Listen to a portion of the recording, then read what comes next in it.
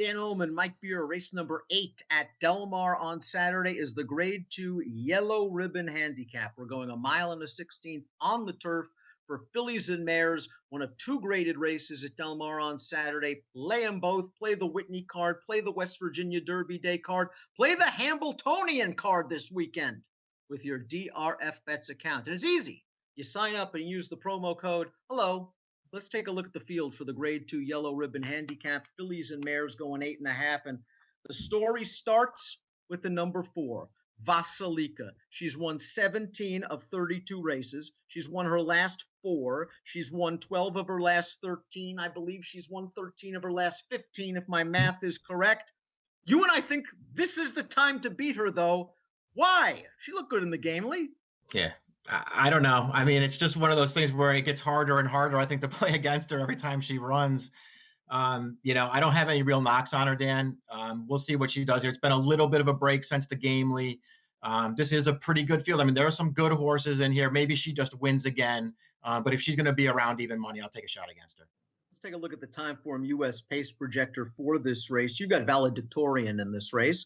Valedictorian is going to be the speed, and if she gets loose, she is very dangerous. She won the Eatontown last time out. Really nice ride from Paco Lopez, because early on she was sent down towards the inside. Another horse wanted to go. Paco was like, great, you go. I'll get to the outside. I'll sit off you. I'll take over whenever I want, and I'll win like a 4-5 favorite should. It showed that there is another dimension in case there is another horse that wants the lead, but in a perfect world, Valedictorian's going to the front for Kelly Breen.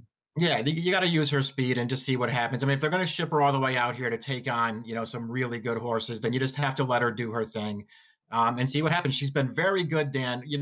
I'm a little concerned that with the one time they really tried the top horses with her 2 backs, she just wasn't up for it. And this is a good field too, but they just got to send her and see what happens.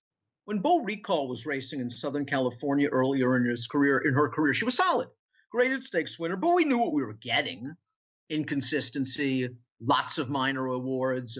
She went to Brad Cox on the East Coast. She's turned into a terror. None of these fillies and mares that faced her in Southern California are going to recognize Bo Recall when she walks into the paddock at Del Mar on Saturday. And last time out in the Gista game, you could make the argument she was completely pace compromised in a race dominated by one of the better turf mares in the country. Yeah, the race just didn't set up at all for her. She was outrun. It's funny, too, that she's gotten so good because her running style has not changed. She still sits last early, but now she just gets there. I mean, she ran great in the Justa game. That race did not set up that well for her. She had a lot to do, and she did really well to get second in that race. I mean, it's hard to be way against her based off of her last 2 races, but her running style still is a problem. The horses that are in closest contention to Valedictoria on the pace projector after a half mile, the 2 and the 3. Youngest Daughter is a little bit of a reach in this spot. She is a stakes winner at a mile, but that came a couple of years ago. Vicky Oliver does a very good job, and she's won some big races with big prices in Southern California in the past. This looks like a tall order, though. I would just actually send her out of there. Yeah, I don't, the trip could work out for her, but I just don't see her being good enough to beat this field. Storm on the Hill, she's a little bit more interesting because she could get a trip in this race too, and at least she has graded stakes credentials. I don't know if she's really good enough to beat all of these fillies in here, but she could get a piece of this race at a price. I agree, because the trip's going to work out for her. But my major concern with Storm the Hill is additional distance. I really think she's a down-the-hill horse. I think she can get a mile on her best day. Now we're going a mile and a 16th against some really good horses. I think a minor award is her ceiling. Lamuna scored last time out at a mile and a quarter in the Possibly Perfect, and she's won her last 2 turf races by showing off an extremely strong late kick. Do you actually think this distance is a little bit short for her? Yeah, it might be a little short for her. And we'll see. It should set up for her, though. I mean, I feel like there's enough pace in this race where she could get something to run at. I like her last 2 races, and I think she ran well both times. I don't know if she's good enough to beat this field. And I think this distance is short for the 7, Cause for Commotion, who just wowed me when she won the Possibly Perfect in June of 2018, and then she went away, which was a shame.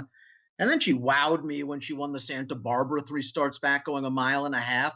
She wants to go longer. They tried Vasilika in the Gamely. It didn't work out. I just don't think against this kind of horse, these kind of horses, she's a mile and a 16th horse. Yeah, the distance feels like it's probably too short for her. She's run some big races, though. It feels like Elysia's World has been running since 1845. She is a multiple graded stakes winner, however, and she won a graded stakes 2 starts back, the Santa Ana. They ran her in the Gamely last time out. She was far from embarrassed. She shows up each and every time, but she's the kind of where she needs a couple of things to go her way. Yeah, right. I'm not her biggest fan. Listen, she's going to be in that, 12, 15 to 1 range, and you like her, take a shot with her. I'm not her biggest fan, though. Let's take a look at our top selection for this race. And I really think this is going to be a wise guy horse because I know a few other people that like the 8 Twinette, but she was so good as a 3-year-old filly that I want to give her a chance, even coming off a Yeah. layoff of 6 months or greater. She won the Edgewood. She looked really good doing that over Rushing Fall, although she got the setup that day and I think the right trip.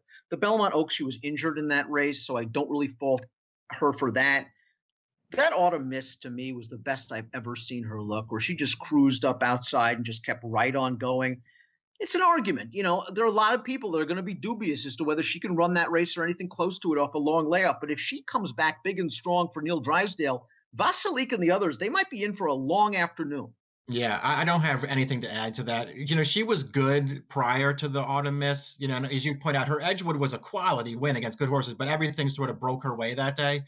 She was really, really good in the Autumn Miss. I don't know if she's going to run it off the layoff, Dan, but I think she's going to be a fair price in this race. And she was so good that day that I feel like if she comes back running, this is a field she could beat.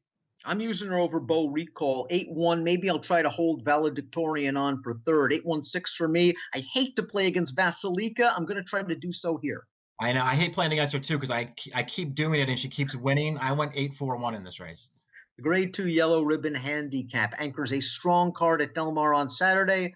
Play the card with a DRF Bets account using the promo code HELLO. Approximate post time for the Yellow Ribbon, 5:30 Pacific. Good luck.